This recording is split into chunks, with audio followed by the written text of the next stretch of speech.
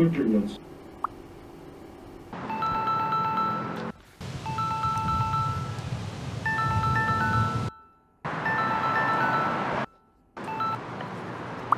ირაკლი შაიშმელაშვილს მე გაუწიე რეკომენდაცია, მე რა თანამდებობაზედაც ვიყავი, იქ ოპერატიული სამმართველოს უფროსად, იმ თანამდებობაზე იყო, ეხლა საიდანაც წამოვიდა ირაკლი.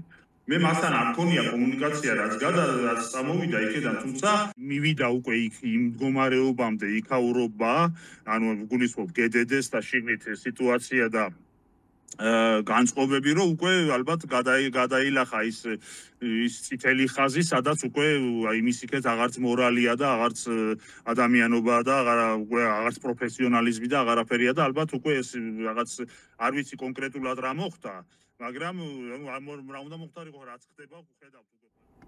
მე გახლავართ გრიგოლი საკანდელიძე, თადარიგის ვიცე-პოლკოვნიკი, ამჟამად ვიმყოფები შეერთებულ შტატებში, ქალაქ ნიუ-იორკში.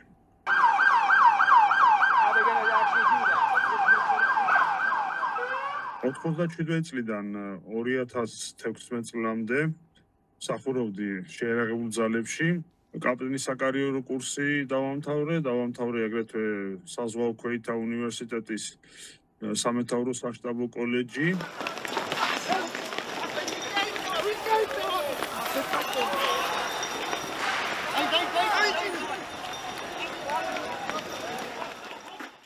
და 2016 წლის შემოდგომაზე უკვე გადავედი შინაგან საქმეთა სამინისტროს განსაკუთრებულ დავალებათა დეპარტამენტში ოპერატიული სამმართველოს უფროსის თანამდებობაზე.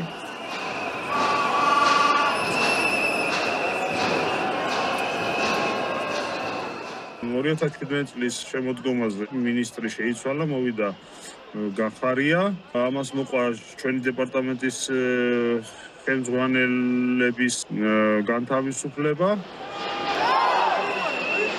მე თხოვდნენ ჩემთან სამმართველოში დამენიშნა ადამიანი, რომელსაც არ ჰქონდა შესაბამისი განათლება და შესაბამისი გამოცდილება. ის იყო გედედეს თბილისის სამმართველოს პოლიციელი და იყო სნაიპერის მრავალი წლის განმავლობაში სნაიპერის თანამდებობაზე, ხოლო დაგეგმვისა და მართვის სამმართველოში იყო სხვა გამოცდილება და სხვა ცოდნა საჭირო.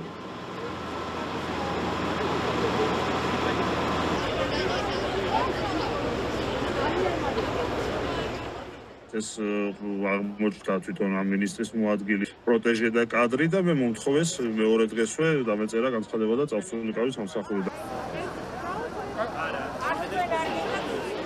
შემდეგ ახლა საქართველოს პატარა ქვეყანა, ყველა ერთმანეთს იცნობს, ყველა ყველას ვიღაცა ყავს, ესე რომ ვთქვა და მეც მოახერხე, მე აღმედგინა ჩემი თავი და დავბრუნდი ისე მოღონდა არა ის იმ თანამდებობაზე, სადაც ვიყავი სამმართველოს უფროსად, არამედ რიგით პოლიციელად.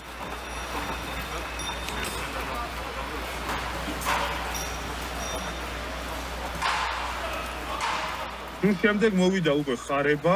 არაფერი ბრძანება არ გაცემულა, არავინ არ დაურბევიათ. პირიქით იყო ეგ ამბო, მე მგონი ყველამ დაინახა. უბრალოდ ბიჭები მივიდნენ რა ხდება მაგის გასარკვევად. მივმართე მე პატაკით ამ ხარებას. მან დატოვა ეს აბსოლუტურად უყურადღებოდ განუხილველი, ანუ არაფრად არ ჩააგდო და შემდეგ უკვე მივმართე მინისტრს გომელაურს. ამან უკვე ცეცხლზე ნავთი დაასხა, ესე რომ ვთქვათ და ძალიან გაბრაზდნენ. და დაიწყო ჩემი წროვება. რაც დამთავრდა იმით, რომ 2022 წელს მე იძულებული გავხდი დამეწერა პატაკი და წამოსულიყავ, იმიტომ რომ ეს არ დამთავრდებოდა კარგად და წამოვედი ემიგრაციაში.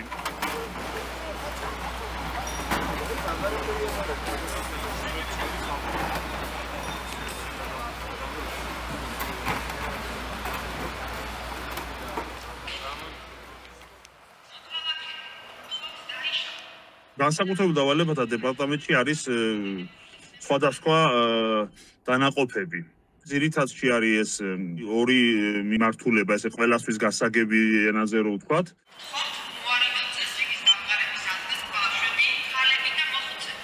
საპოლიციო სპეცრაზმები, რომლებიც სპეციალურ ოპერაციების ჩატარებაზე არიან პასუხისმგებელი და არის მასების მართვის დანაყოფები.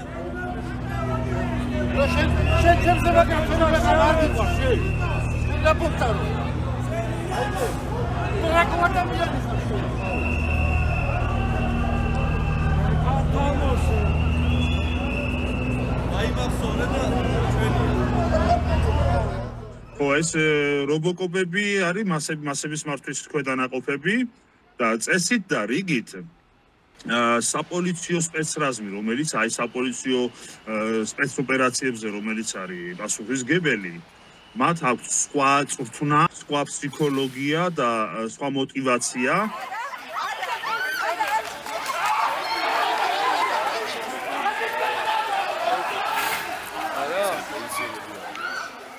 მასების მართვის დროს, ანუ აქციების დროს წესით არ შეიძლება გამოიყენოს საპოლიციო სპეცრაზმი, მაგრამ ამას ყურადღებას არავინ არ აქცევს.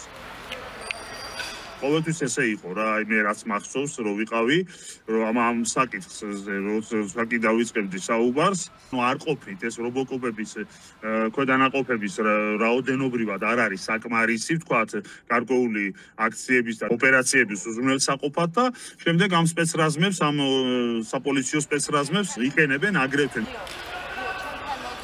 პრობლემა რაშია? ამ ადამიანებს, ამ საპოლიციო სპეცრაზმს აქვს ანტიტერორისტული ქვედანაყოფის წვრთნა აქვთ გავლილი. ჩვეულებრივი საპოლიციო სპეცოპერაციის ტაქტიკაში ბევრი რაღაც არის იურიდიული მხარე, გასათვალისწინებელი, ხოლო ანტიტერორისტული ოპერაცია ორიენტირებული არის ლიკვიდაციაზე.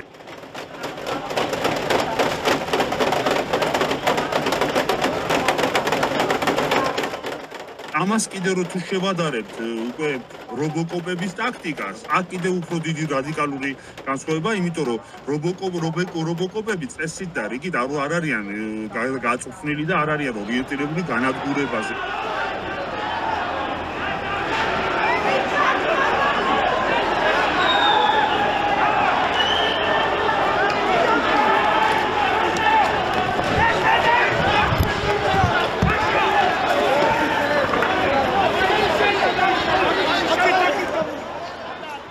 აქ არ შეიძლება ძალის გადამატება, აქ არ შეიძლება არაპროპორციული ძალის გამოყენება და აქ არ შეიძლება ადამიანების ალყაში მოქცევა, აი რაცაც ახლა ჩვენ ვხედავთ, ხო?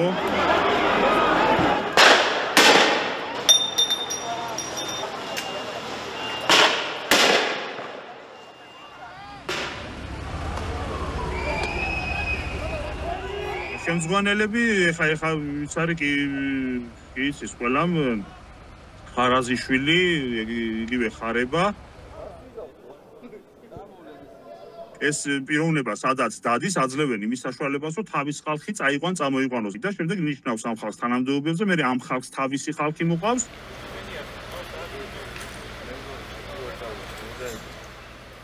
ეს ხალხი არის ძირითადად საბრძოლო სპეცრაზმებიდან. სუსის სპეცრაზმი შავნაბადაზეა დისლოცირებული, იქედან არის რამოდენიმე, არის CKPD-ს ყოფილი სპეცრაზმი, აი ჯიქიაზე რო იყო დისლოცირებული, ისიც შეუერთეს GDD-ს, იქედან არიან თვითონ GDD-დან. ხოდა აი ამ სპეცრაზმებიდან ყავს თავისი ხალხი, რომლებიც რა თქმა უნდა თანამდებობებზე ყავს.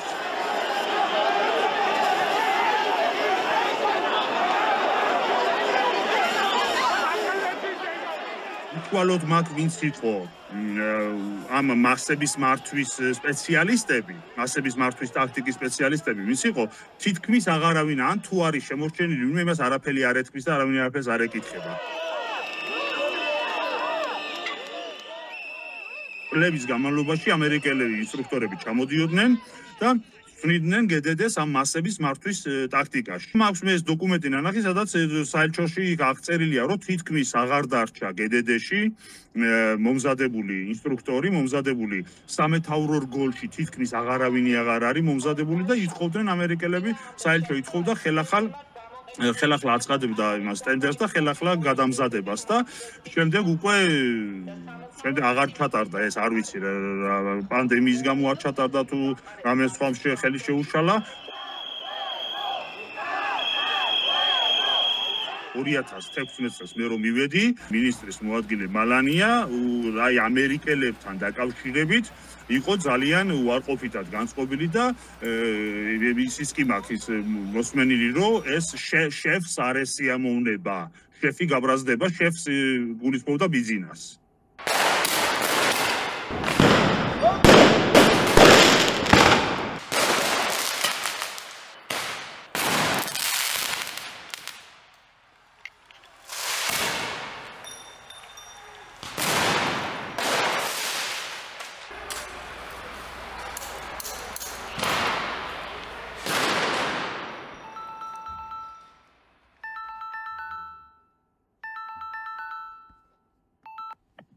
ოფიციალურად დოკუმენტალურად გეგმა სადგენს ის ყოფილი აი მე სადაც ვიყავი სამართლოს უფროსად, აი ის სამართლოა პასუხისმგებელი გეგმის შედგენაზე.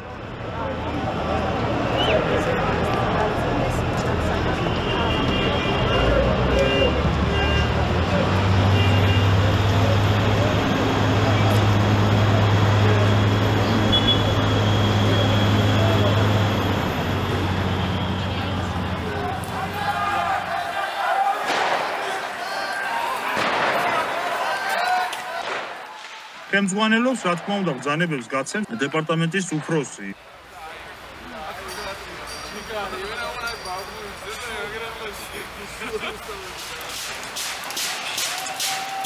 დემონსტრაციებზე მოქმედება იქნება მასების მართვის მხრივ თუ სპეცოპერაციებზე იქნება თუ ყოველდღიურობაში იქნება ყოველთვის მნიშვნელოვანი გადაწყვეტილებებს და ბრძანებებს გასცემს დეპარტამენტის დირექტორი. რა თქმა უნდა, დეპარტამენტის დირექტორი ღებულობს ზემოდან ან მინისტრის მოადგილისგან, კურატორი მინისტრის მოადგილისგან, ან უშუალოდ მინისტრისგან ამ იმას ბრძანებებს და დავალებებს.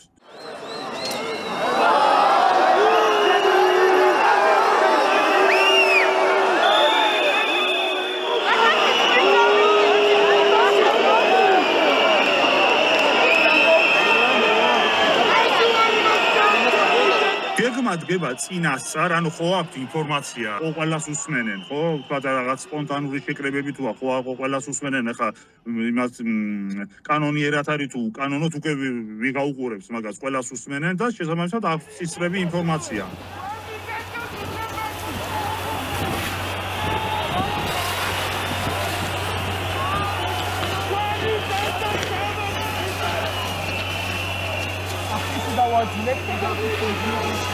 იმ დემონსტრანტებში დასყუყავთ თავისი ინფორმატორები, ხო, პროვოკატორები, თქვათ ვიღაცა არის და შეიძლება თავისიანი გონიათ იმათ იმ დემონსტრანტებს და იტყვის, რომ აი აქეთ წავიდეთ, აქეთ და თქვათ ამ ქუჩისკენ წავიდეთ, ან აქ შევიკრიბოთ და რაღაცა მე აღმოჩნდება, რომ აი ამ კაცს არავინ არ იცნობს.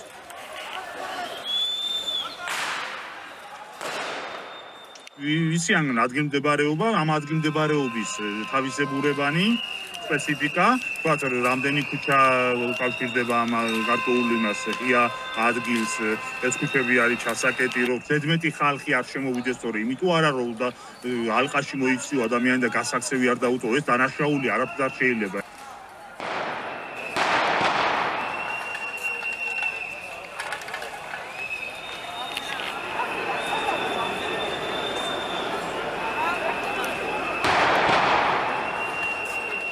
აგრესიულად იქცევიან საბრძოლო სპეცრაზმელები, ჩამოანუ შეკრებილი აი მთელი შინაგან საქმეთა სამინისტროს მასშტაბით, არა მარტო შინაგან საქმეთა სამინისტრო, შეიძლება ყავდეთ იუსტიციიდან, ხო ყავს სხვა დეპარტამენტებს, სხვა სააგენტოებსაც ყავთ ისინი საქართველოში სპეცრაზმებით.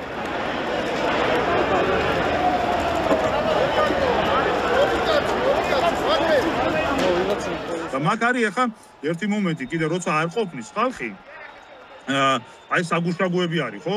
აფხაზეთისა და სამაჩაბლოს საოკუპაციო ხაზის გასწვრივ, ხო? იქ არის სამი ცვლა. სამი ცვლა არის ჩვეულებრივად საგუშაგოზე, ერთი დამსვენებელი, ერთი ფიზელი ცვლა და ერთი თვითონ რომელიც გას საგუშაგოზე, ხო? უშუალოდ ესენი ენაცვლებიან ერთმანეთს, ხო?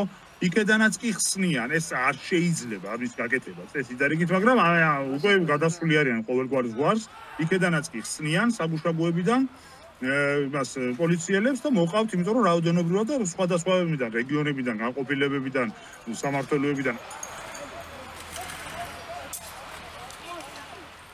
ეს არის უკვე რა თქმა უნდა არალეგალური და არაკანონიერი სპორტსმენები რო ყავთ ჩართული.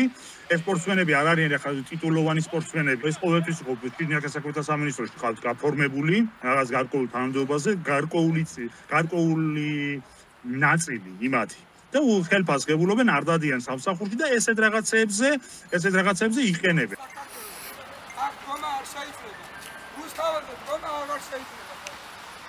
და არიან ის კერძო კომპანიები და თვითონ ხარებას ხო თავისისა აქ კერძო კომპანია აქვს მის მეწილესთან მის მაგასთან ერთად და იქედანაც ყავს ხალხი დაცვის კომპანიებზეა საუბარი და ეს ხალხია ზუსტად აი ეს აი ნიღბიანები რო არიან და აი ცოტა ესეთი ათლეტური აღნაგობის და ცოტა რო არ გვანან მანდამაინც პოლიციელებს და უფრო ის დიდი აგრესიით რო გამოირჩევიან აი ეს ხალხია მის ჩამოუთვალე ახლა მე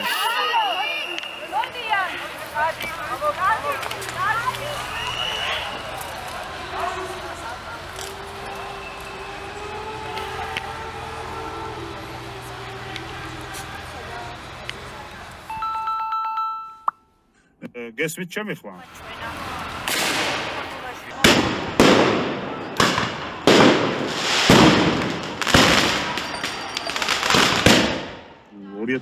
წლის შემდეგ წამოსული ვარ და ნარკოტიკების მხრივ არ ვიცი რამე ფაქტი რო ვიცოდე რომ რაღაცა თქვა და აძლევდნენ რაღაცა სტიმულატორებს ან რაღაცას არ ვიცი რაც არ ვიცი იმაზე ახლა ვერ მოვიტყუები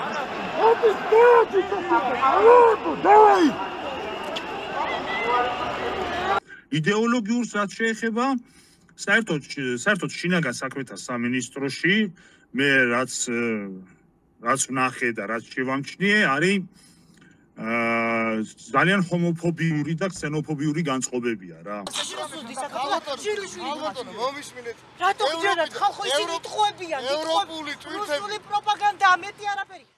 ყოველ მოქმედებას მით უმეტეს ესეთ საპოლიციო ძალისგან ესეთ მასშტაბურ მოქმედებებს ჭირდება ეს მომზადება ფსიქოლოგიურ და იდეოლოგიურ და მისი ხელმძღვანელების მხრიდან იქნება საუბარი, მაგრამ უფრო ძირითადში მაგ არის პრემიებს აი ყოველი მასეთი გასulis აი ხალხთან დაპირისპირების დროს სამოტივაციო მთავარი სამოტივაციო არის ყოველთვის პრემია იმიტომ რომ ხელფასები არის ძალიან დაბალი წარმოუდგენლად დაბალი ხელფასებია პოლიციაში აი სამარცხვინო ხელფასებია პოლიციაში აი მე მინახავს მაგალითად გახარებული და უთქვია რომ კაცო ნეტა ვინმე ის რაღაცა ქვია დასარბევი მომცა და პრემია ჩამერიცხებოდა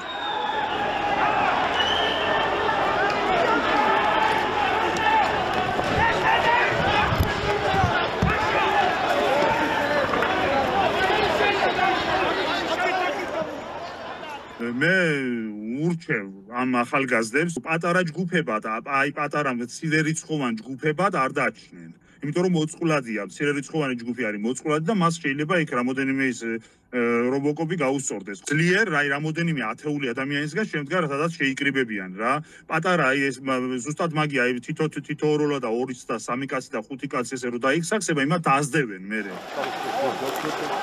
და ყავდათ ლიდერები ამ ჯგუფს უნდა ყავდეს თავისი ლიდერი, თავისი მოქმედების დროს უნდა და კოორდინაცია ქონდეს სხვა ჯგუფებთან და შემდეგ საერთო ჯამში კიდე თავარი ლიდერი უნდა ყავდეს, საიდანაც მიიღებენ ესენი იმას რაღაცა თქვია ამ გარკვეული დემონსტრაციის შეკრების დროს მოქმედების ინსტრუქციებს.